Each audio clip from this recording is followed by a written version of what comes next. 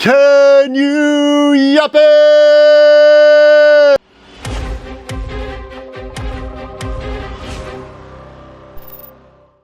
What an awesome introduction to our main character. The parallel of descriptions to art that depict the characterization of Ghislaine Perdium perfectly.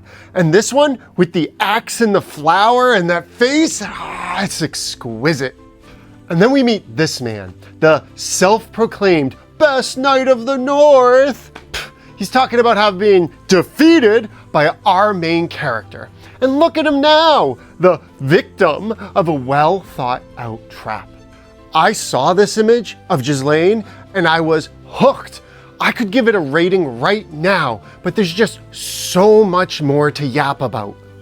Ghislaine goes on to gloat about his victory by telling the Northern Knight he knew everything, their plans. He picked them apart because of his knowledge. I love the use of the Matryoshka doll here, where you peel back the layers and you just get closer and closer to the inevitable core, much like getting to know other humans. The situation culminates with this intriguing art.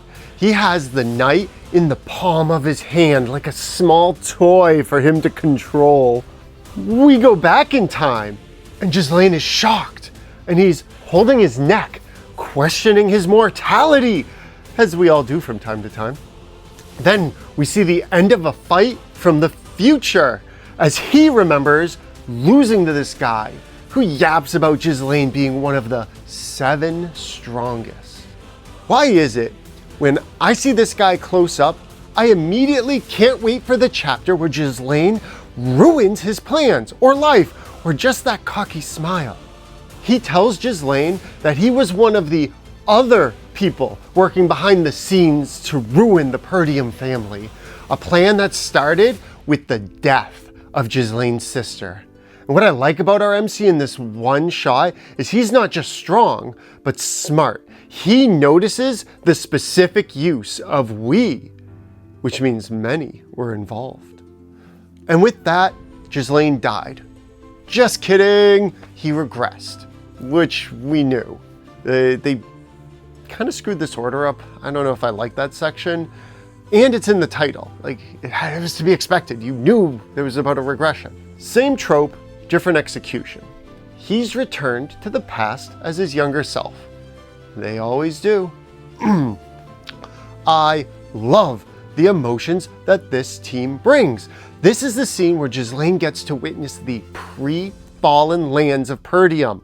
And while you can't see his face, you can almost feel his trepidation that this isn't some sick prank by some mages that are toying around with his dead body in his mind, and he's in this alternate world going, whoa, everything's perfect. And then they're gonna pull the rug out. It could happen. Realization moment! We get the tale of his past, but from his side, and it ends with his return to Perdium, but it was too late to save it.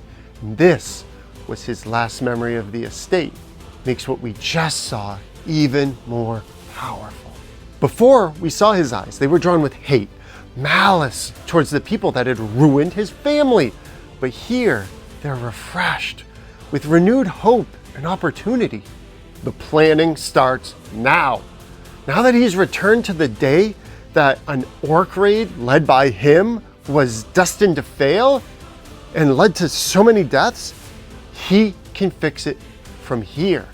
But he doesn't even have time to form a plan when a tower's thrown from left field. It's the orcs! I love this guy's reaction, and this guy's too. They're both hilarious. The raid squad commander, Scoven, shows up and starts leading the troops. But the orcs are wild and ferocious, slaughtering machines, cutting through everyone in the ranks. The commander gets caught looking, and an orc is about to split him in twain when Ghislaine's hand grabs him, tosses him away. Great set of fighting sequences here. Ghislaine stands firm, swings his sword right into the hand of the beast, sending bits of finger and the weapon flying away. This leaves everyone gobsmacked. Still, He's being looked down on. Ghislaine goes on a rampage. He continues to surprise everyone. He enrages the orcs, and we get this time lapse as he just kills one after the other. Ghislaine's getting tired, so he leads them to a cliff. And the subjugation squad shows up, ready to finish the job. And then he leaps off the cliff with a smile on his face and a slightly awkwardly shaped body. This is a super tough angle to illustrate. The soldiers attack and are perfectly aligned to push the remaining orcs off the same cliff. They give it their all, and bloop, the orcs go tumbling down, crashing into blood mist on the rocks below. The soldiers are exhausted, but so happy they survived. Oh yeah, but they forgot about Dre. And they see this, Ghislaine holding his sword, which is stabbed into the cliff so that he didn't fall down and die with them. The commander reaches his hand out. I got you, I have you. But he wasn't used to his body and he loses his grip. You think he'll regress again? Ghislaine hears his name and recognizes the voice of his sister, Elena. We get more shards of memories flooding into his mind, and they show progression from the mother dying to Ghislaine acting out, even against his sister, leading her to resent him. Ghislaine wakes up, and even he's surprised he survived, but his body is in terrible shape. I love the face he's making. Ooh. We meet another one of the main characters, Belinda. She's his personal maid, and maybe more if you know what I mean. Like teacher, confidant, friend. Why? Where did your mind go? If my output schedule is right, then in the last Yap, we reviewed a manhwa where our main character had a spirit grandpa, and he could tell him all about his reincarnation. In that one, I exclaimed how unique that situation is. Here you see why I said that. Belinda doesn't believe a word he says. It's nothing more than the ramblings of a madman. Also, we get another super Yap as she berates him for his just reckless and rash behavior. Belinda mentions the festival, asking if he's forgotten his promise to take his sister, and Ghislaine is lost in deep thought when he hears about it. This deep thought leads him to get a bit exposition-y when his sister enters. He turns and we get a huge cliffhanger. Go wild! Yeah, save her at all costs! Or you'll end up regretting it for the rest of your second life. We get the deepest of hugs, and she's surprised, and so's Belinda. He won't let go. The pain of losing her was just that rough. Notice we haven't seen his face this whole time. This is a great use of what isn't seen. Even here, when he says this, we still can't see his eyes.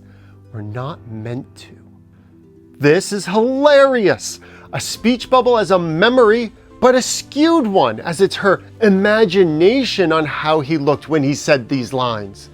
Had Ghislaine sweating hard of embarrassment, and the apologies and the girl's reactions, this is all just priceless.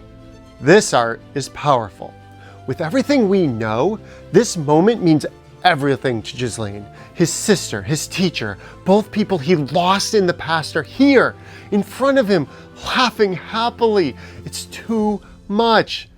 He's going to make sure it stays this way. Ghislaine goes with Elena to help get ready for the festival, even if she's unwilling. But this old knight shows up and agrees to drag him away. So Ghislaine decides nothing can be done now. It's time for training.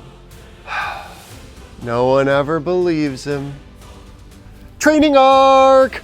There's mana in this story, and Ghislaine knows it's the first step to getting stronger. And he just so happens to be a prodigy in mana. Oh, but it doesn't stop there.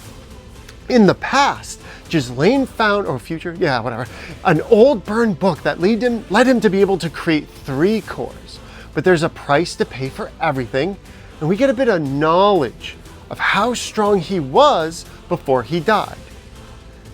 And like in all regression stories, it's not just about regaining past power. It's about superseding it.